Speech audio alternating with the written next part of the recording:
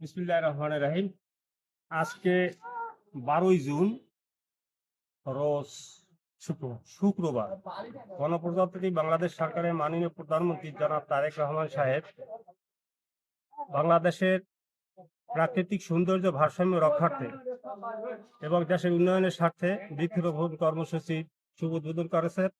সেই মোতাবেক মির্জাগঞ্জ উপজেলার ইউনিয়নের 9 নং ওয়ার্ডেও আজ আমরা তার নির্দেশ মোতাবেক গাছ রোপণের কার্যক্রম সম্পন্ন করেছি এবং আজকের এই গাছ রোপণ সম্পন্নতার মধ্যে উপস্থিত ছিলেন মির্জাগঞ্জ উপজেলার বিএনপির সাংগঠনিক সম্পাদক জনাব এইচ.এম. শামীম।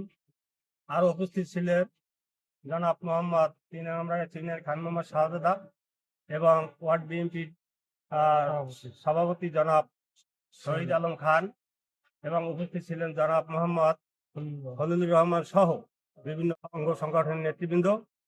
আমরা এই বৃক্ষরোপণ কর্মসূচিতে পক্ষ থেকে জনাব তারেক রহমানকে অশেষ ধন্যবাদ জানাই এবং এই প্রকল্পকে আমরা সাধুবাদ জানাই।